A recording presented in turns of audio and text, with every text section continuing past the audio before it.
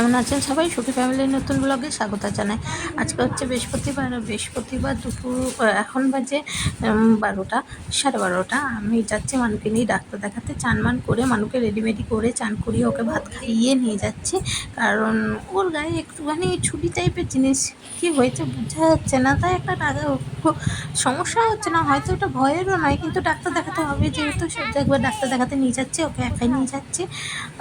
মানে আমাদের পাড়া দিয়েই বেরোচ্ছি, দেখি কোথায় গেলে টোটো পাবো। কখনো সামনে থেকেই টোটো পাই, কখনো একটু দূরে হয়, দেখবো সামনে থেকেই টোটো পেয়ে গেছি আর চলেও এসেছি চুয়াপুর মধ্যে।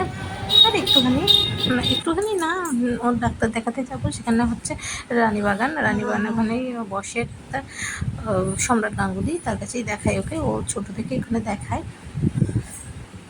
চলুন দেখা যাক ডাক্তার কী বলে, হয়তো বেশি কিছু বলবে না, কিছুই হয়তো হয়নি।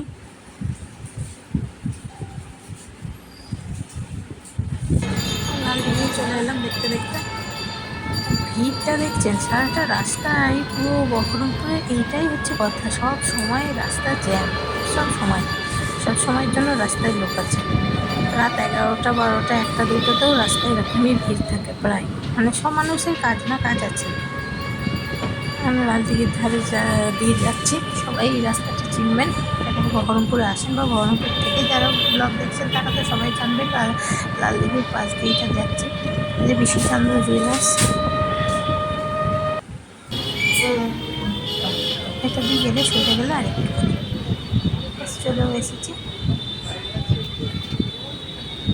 তাই চলে এসেছি।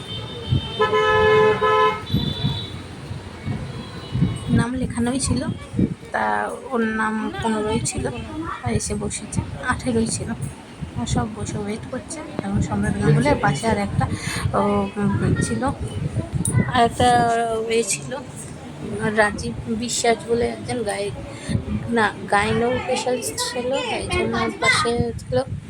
এখন ওয়েট করছি, একজন করে যাচ্ছে, ওয়েট করছে। সেখানে মজাই লেগেছে, এসিটা চলছিল বলে আমার খুব আরাম লেগেছে। দুদিন খুব কষ্ট হয়েছে আমাদের বাড়িতে, আর খুব গরম পড়েওছে, মানে বৃষ্টি হতে হঠাৎ বৃষ্টিটা থেমে গেছে।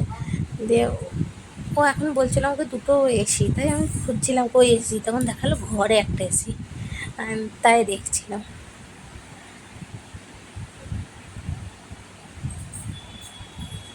এবার আমরা যাবো আর একজনের পর, হয়ে গেছে টাইম।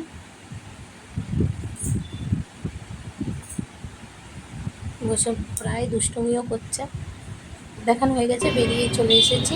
নিচে নেবে, এখানে আখের রস দেখেছে আর ও এটা খাবে, তাই ওকে একটু আখের রস কিনে দিলাম। ডাক্তার কিছুই বলেনি, জাস্ট বললো এটা একটা কি ইনফেকশন, ওটা একটু ওষুধ, হ্যাঁ এটা আছে বিশ্বাস, সম্রাট গাঙ্গুলি আর রাজু বিশ্বাস বলে। হ্যাঁ ওকে একটা ওষুধ দিয়েছে লাগানোর জন্য, আর তেলগুলো বন্ধ করে দিতে বলেছে, কোকোনাট অয়েলই বডিতে মাখাতে বলেছে, ব্যাস। এবার যাই টোটো ধরে বাড়ি, খুব তাড়াতাড়ি হয়ে গেল। কারণ এই আমাকে 12:30 1টায় আসতে বলেছিল, কিন্তু আমার 1টার মধ্যে দেখানো শেষ হয়ে গেছে, 1:10-15 মধ্যে হয়তো বাড়ি পৌঁছে যাব। টোটো কাছ থেকেই পেয়ে গেছি, এবার যাচ্ছি। ঠিক আছে, চল যাই। বাড়ি চলে এসে রেডিমেডি হয়ে এখন রান্না কী হয়েছে সেটাই দেখাচ্ছি। আজকে রান্না বিশেষ রান্না, কারণ কালকে জন্মদিন, ততটা পঞ্চমী ছিল বলে সব হয়েছিল, কিন্তু আজকে অনেক কিছু রান্না করেছিল। পাঁচমিশালি তরকারি, চিংড়ি মাছ আর আলু দিয়ে তরকারি, আর ইলিশ মাছ ভাপা, আর দিদি একটা তরকারি পাঠিয়েছিল বোধহয়, থোড়ের তরকারি। আর রান্নাগুলো খুব টেস্টি হয়েছিল। মায়ের হাতের রান্না তো অবশ্যই টেস্টি হয়, মায়ের কাছে ওর জন্যই আমার বারবার আসা, খুব ভালো লাগে মায়ের খেতে। আর রান্নাগুলো দেখতে চেয়েছে, তখন মা দেখাচ্ছে ইলিশ মাছটা, মা দেখাচ্ছে যে ইলিশ মাছের ভাপা করেছে। বললাম না কালকে জন্মদিনের জন্য অর্ডার করেছিল ইলিশ, সেই ইলিশ ভাপা।